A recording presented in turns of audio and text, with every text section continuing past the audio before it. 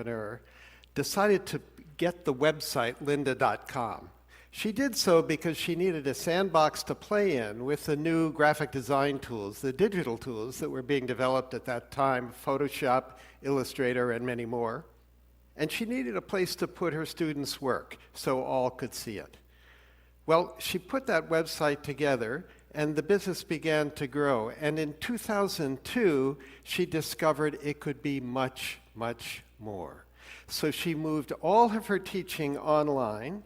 Later, the business was sold to LinkedIn, who renamed it LinkedIn Learning, sold for $1.5 billion US dollars. Lynda is the poster child for what I call the counter-conventional mindsets of entrepreneurs. So I want to tell you about these mindsets today, and here we go. So number one, why do I call them counter-conventional? Well, first, these 6 mindsets run counter to the best practices, as we call them, that are done in big companies today. They fly in the face of much of what we teach at London Business School and other business schools about strategy, about marketing, about risk, and about much more. Now, you might say, John, what do you mean by mindset? A mindset, of course, is up here, right? It's those things, attitudes, habits, thoughts, mental inclination, which, when something comes our way, predetermines the response we make to that something that comes our way. And those somethings, as we entrepreneurs call them, are opportunities. So I want to tell you about these 6 mindsets. And the first one I call Yes, We Can. Now, B-School Strategy 101 says the following. What we're supposed to do in a company is stick to our knitting. We've got to figure out what we're really good at. We call them core competencies, and we've got to build on them, invest in them, nurture them, make them more robust. And if somebody comes along and says, can you do something different that's outside of that, what are we supposed to say? No, I'm sorry, we don't do that around here. Well, a Brazilian entrepreneur named Arnold Correa built a wonderful business that today is called Atmo Digital by disregarding those rules. He had already reinvented his business twice to become a major provider of event management and production services. When one of his customers said to him, you know, I have 260 stores scattered all around Brazil, and Brazil is a big country, and I'd like to be able to broadcast training and motivational events to the stores in real time. So Arnold, could we put televisions in the training room of all my stores, and could we build a satellite uplink so we can send all this wonderful stuff to the stores? So what did he say? He said, yes, we could do that, even though he knew nothing about satellite technology, had never operated outside Sao Paulo, but he got it done. Then several years later, some of his other customers, one of them in particular, Walmart, said, well, you know, it's nice that we have all of these television screens in the back room of the store, but wouldn't it be cool if we had them on the sales floor, because then we could run advertising. So when the customer walks down the aisle for detergent, perhaps there's an ad for Procter & Gamble's detergent in that aisle. And what did Arnold say to that request? Yes, we can do that. Over a period of years, Arnold reinvented his business fundamentally 4 different times by saying when a customer wanted something new that lay outside his core competencies, yes, we can. The second one I want to tell you about, I call problem first, not product first logic. So in big companies today, it's all about the products. So when I'm in the US, my family and I have used Tide for many years to wash our clothes. And we get a chuckle every now and then because we can tell a new brand manager has come along, because what happens? They change the product, right? They take the blue speckles out of it and turn them green. And they call it new improved. Is this innovation, guys? I'm not so sure. Coca-Cola, what is there? There was classic Coke, and then there was new Coke. That didn't work out too well. Then there was Diet Coke, and Coke Zero, and Vanilla Coke, and Cherry Coke, lots of Cokes. I don't think this is what innovation is all about. But for entrepreneurs, we don't focus on products, we focus on problems. So a guy named Jonathan Thorne developed a technology that did something very useful. This instrument you see in front of you is called a surgical forceps. It's the tool that almost every surgeon in any kind of medical discipline uses to do his or her work. But there's a problem with these surgical forceps. They stick to human tissue. So imagine you're having a facelift and the plastic surgeon is doing the final touches, but the tissue sticks to the forceps. Maybe it's not going to look quite as good as it was supposed to look. And maybe the plastic surgeon's going to get a little frustrated and it's going to take longer to do the work. And John said, you know, that's a problem I think I can solve with a new silver-nickel alloy that he had developed. Well, it turned out the business didn't grow very fast, focusing on plastic surgeons. So he said, I wonder if there's another surgical specialty that has an even bigger problem that I could solve. And he discovered one, and it's neurosurgeons. And neurosurgeons work in two places on our bodies, in our spines and in our brain. So I hope you never have brain surgery, and I hope I never have it. But if they have to take a little tumor out, I hope the forceps don't stick to some other tissues, because I kind of want to keep all the brain cells I can, right? John Thorne built a fantastic business, sold it some years later to Stryker. Stryker is very happy. John and his investors are very happy too. Why? Because John focused on solving problems, not on thinking about products. The next one, I call it think narrow, not broad. Like John Thorne, an entrepreneur I'm going to tell you about focused on a problem, but thought very narrowly about a target market. But the big company wisdom doesn't want narrow target markets. It wants big target markets, right? Because you've got to move the needle. Why would a big company mess around with something small? But like John Thorne, Philip Knight and Bill Bowerman, when they founded Nike, a company we all know very well today, had identified a problem, but it was a problem that a very narrow target market had. Phil Knight was a runner, a distance runner, and he could run almost not quite a 4-minute mile, and Bill Bowerman was his track coach. And there's a problem with their shoes, because running shoes in those days were really made for sprinters. And when sprinters train, they run around a track. It's a nice, smooth track. But distance runners don't run around tracks. Where do they run? They run on country paths and dirt roads, and they're always stepping on sticks and rocks. And so they get sprained ankles. And they run mile after mile after mile, and they get shin splints.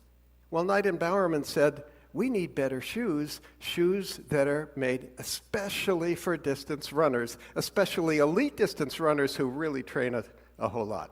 So we're going to build a better shoe that's going to have better lateral stability, a wider footbed. It's going to have a little more cushioning in it to protect against those shin splints. And by the way, if it's a little bit lighter weight, a few ounces lighter times all the steps in running a mile or a 2-mile or a marathon, it's going to make for faster race times too. So we know what happened with Nike, right?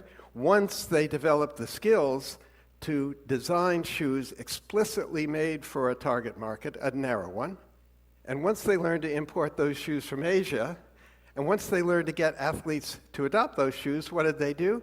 Well, John McEnroe in tennis, Michael Jordan and basketball came next, and we know what the story is with Nike today. They're the global leader in athletic footwear and much more. Okay, the next one, asking for the cash and riding the float. Big companies today are awash in cash. Even in these tricky times we're in today, there's cash all over the place, right? Merck, in 2018, spent all this money giving money back to shareholders through stock buybacks and dividends, and they could only find $10 billion worth of R&D to do with all that cash. Is something wrong here? I think this just doesn't feel right. But for entrepreneurs like Elon Musk and the Tesla team, cash is the lifeblood of the entrepreneurial venture. So when Musk joined the Tesla team, he said, well, what's the plan here? And the team had a plan. It was to build a really fancy sports car, make a lot of money from that one, use that money to build a somewhat lower priced car, make some money from that one, and then we're going to build a mass market car that more people can afford. And in so doing, we're going to make a real dent in the emissions problem that the global automobile industry creates. Well, what Musk said is, well, let's go see if we can sell some cars. So they did a little roadshow in California, and they invited people on this little roadshow with 3 characteristics. Number 1, they cared about the environment. Number 2, they were wealthy. And number 3, they thought it might be cool to have the next big thing parked in their driveway. Well, guess what? They sold 100 Tesla Roadsters for $100,000 each, cash on the barrelhead, pay tonight. How much, do the math, how much money they got to start building Roadsters? $10 million in the bank, in cash, before they had built Roadster number 1. Well, that principle has carried Tesla all the way through its journey. So when they introduced the Model 3 several years ago, nearly 500,000 consumers put down deposits of $1,000 each.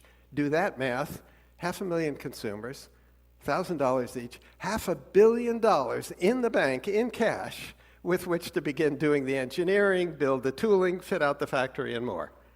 Wouldn't you like to build your entrepreneurial venture with that kind of business model?